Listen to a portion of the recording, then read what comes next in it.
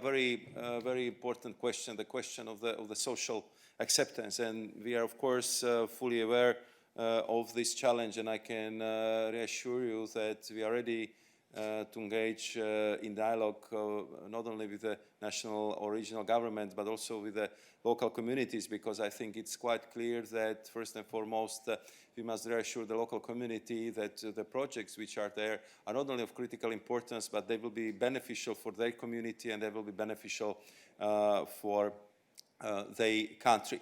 I remember that also in the past we had the similar difficult discussion when we've been deploying the new technologies like the windmill. And I remember very well one important slide in the PowerPoint presentations where it was actually the civil society which was coming with ideas how to transform the project from the so-called situation of NIMBY, not in my neighborhood, into PIMBY, please in my neighborhood.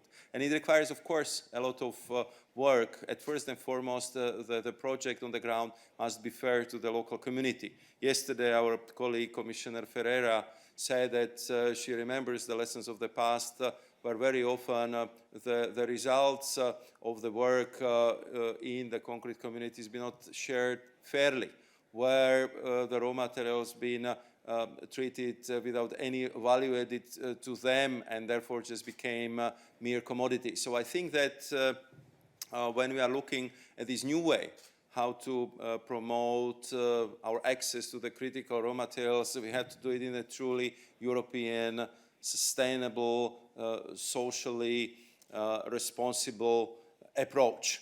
And therefore, when we are discussing about this lithium project, this is not just mine. We are talking about possible refineries, processing plants. We know that, for example, in Portugal, they are very strong in renewable energy. For solar and windmills, you need energy storage. Very often this is best done by not only car, but industrial batteries. And I know very well the innovation landscape in Portugal, where I'm sure that a lot of startups could benefit hugely if such a hub of future modern technologies would be based in Portugal. But of course, in the end, it's a decision which has to be taken together by the local community, by the regional, national governments, and we hope we will be able to promote the dialogue and also to offer adequate and appropriate encouragement in a form of financing,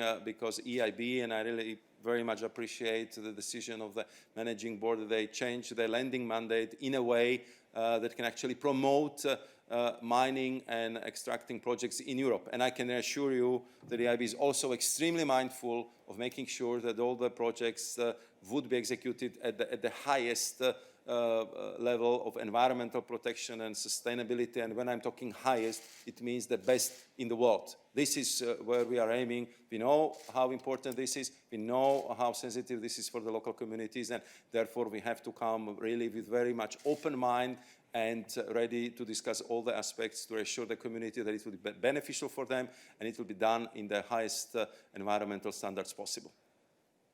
Thank you. No, I think everything has been said. Expect that, of course, as Mao said, we will take time to discuss. We really understand that first it is again in the hand of member states. We should never forget that. This is why we want to have this kind of governance structure, like the one we will start to work with in the Alliance, where again we are here to listen to everyone, and it's extremely important that everyone could express their view, their concerns, and again we are here together with member states to bring solutions. But you know.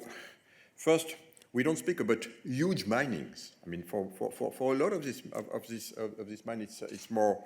I mean, this is we are not speaking of a huge coal mining. I mean, it is something more specific to what we talk today.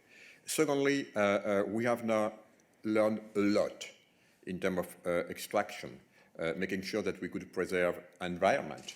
When I say environment, it's at large, including biodiversity. So we have a lot of parameters and KPIs. And yes, probably for some of them, we will say no, for many reasons, we don't want to go here. For some, we will say yes. But we have a lot of potential opportunities, believe me. Again, when I see the map that I show you, in